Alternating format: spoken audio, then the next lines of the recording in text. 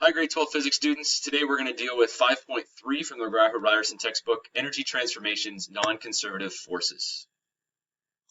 So the big question we're trying to ask today is, how do we realistically deal with friction and influences that make things non-ideal in conservation of energy problems? Up to this point, we've really only dealt with kinetic energy, gravitational potential energy, and then we've just dealt with elastic potential energy as well. But there's other things that come into play as well. So let's look at what those are. The first thing we need to do is we need to look at what are conservative and non-conservative forces. A conservative force is a force in which the work done on an object does not depend on its actual path, which the work done on an object does not depend on its path. So we're familiar with several of these. We could talk about examples such as gravity. We haven't done much with magnetism before, but we could. We're going to get into more of that this year in this course. But magnetism is one as well, and elastic potential energy is not dependent on its path as well. What does depend on its path is non-conservative forces. Forces where the amount of work done on an object does depend on the path.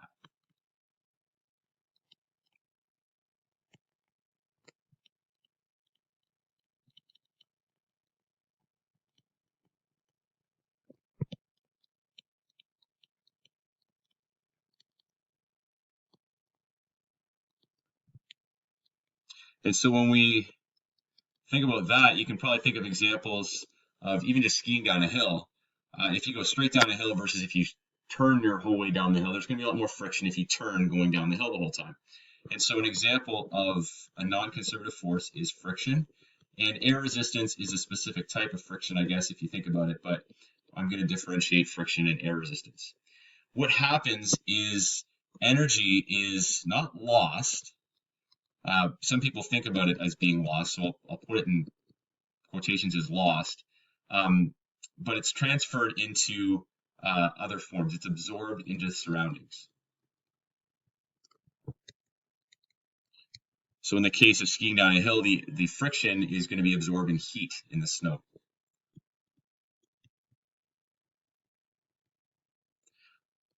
So that's what the difference between conservative and non-conservative forces is. The key thing that we need to notice here is we're still going to talk about total energy before is equal to the total energy after. But when we break this down, we're going to break it down. We're going to say we have kinetic, gravitational, and elastic potential energy, but that's going to be equal to one thing that we don't have initially, and that is something to do with energy due to friction. And this is where we lose the heat, or the other thing. Maybe we have a vibration or something that's causing the energy to be lost. But there's some other energy on the output side that we're losing. And so we need to account for that. And it's very important we do that in these problems. So let's do a problem. We're going to do number 28 from this textbook, the McGrath-Ryerson Physics 12 textbook together. And let's see how that goes. So the problem says a sled at the top of a snowy hill is moving forward at 8 meters per second, as shown in the diagram. The height of the hill is 12 meters.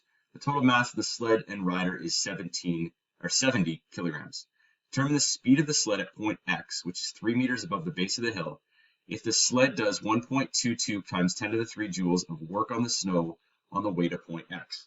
What this is right here is it could be the work due to friction, or you can consider it as the energy due to friction. And we're going to think about it in terms of, because it's defined as work here, I'm going to call it work due to friction. And that's going to be on the output side of the energy equation. So we've got everything listed on the diagram. I'm going to list this as H initial, H final. We're not considering Y at all here. It doesn't ask us for that in the question. Actually, I think 29 refers to Y. So that's something you can do later. This is our initial velocity. We don't need vectors here because we're talking about energy. We also know that the mass is 70 kilograms. And that's all the information we're given at this point. I'm going to write this as well. The work due to friction, 1.22 times 10 to the 3 joules. And so we begin by saying, because energy is conserved, it's always conserved, it's always transferred from one form to another, it's never created or destroyed. That means that the total energy that I start with at the top must be the total energy that I end with, in this case, at point X.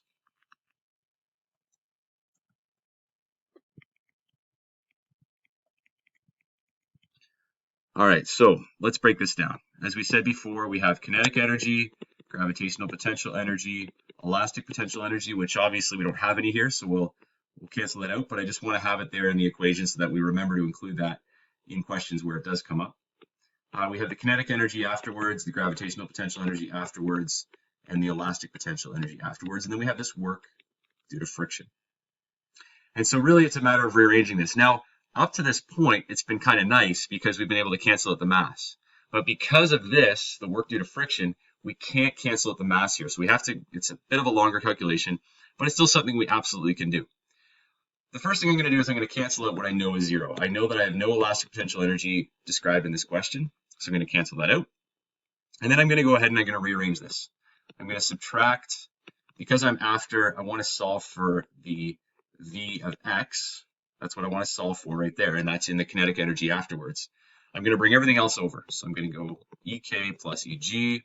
I'm going to subtract the gravitational potential energy afterwards, and I'm going to subtract the work due to friction, which is probably going to be translated into heat. And what I'm going to have here is EK primed. Now we're going to go ahead and break all these down. V initial squared divided by 2, m times V initial squared divided by 2 for the EK. EG is mgh initial minus mgh final minus the work due to friction. We have that all as a number. And then this is mvx all squared divided by 2, because that's the speed at the bottom. Now, you'll notice that this right here is the very definition of the change in gravitational potential energy. And so I'm going to represent that, just to simplify things a little bit better, I'm going to represent that as plus mg delta h, because the change in gravitational potential energy is mg delta h. And that's going to make our life a little bit easier here. Now what I'm going to do is I'm going to multiply both sides by 2 over m. That's going to cancel out with that. The m is going to cancel out with that m. If I multiply this side by 2 over m, I get this. And now to get Vx by itself, I take the square root of both sides. Let me try to draw that a little nicer so it's not going through the line above it. And if I take the square root of that, now I have V of x. So V of x is a long equation, but let's go ahead and sub those numbers in. See if we get the same thing. So it's 2 over 70 kilograms times 70 kilograms. Again, we can't cancel that out here. You could multiply the m in, but remember that last term, the WF term, would have divided by m in it. So that would work as well. V initial was 8 meters per second. It's divided by 2 plus 70 kilograms. Gets a little squished in here. I can write a little smaller on a piece of paper, but it's tricky on this. And then this is minus 1.22 times 10 to the 3 joules. And so we're going to square root all of that, and that's going to be equal to Vx. It's not the neatest thing in the world, but hopefully you can see that and get that all right. You can do that all in one step if you wanted. I'm going to do this in a couple of steps just so you see what's going on here and you see the energies. We have 2 over 70 kilograms. I'm going to keep that there at the beginning. And then what you get is that first number ends up being 2,240 joules. The second number, don't forget to square the 8 to get that. The second number, I didn't put the delta H in, did I? The delta H is 9 meters. So make sure you note that there. So 70 times 9.81 times 9 meters gives you 6,180.3 joules. And then we're going to subtract from that the 1.22 times 10 to the 3 joules. And when you solve all that, and you take the square root from that, you end up with a square root of 205, I believe. Just, it's meters squared per second squared is the units that you get before you take the square root. And then when you take the square root, you get 14 meters per second. And it is to 2 significant digits, so make sure you're rounding it to 2 sig digs because the speed initially is 2 sig digs, as is the final height.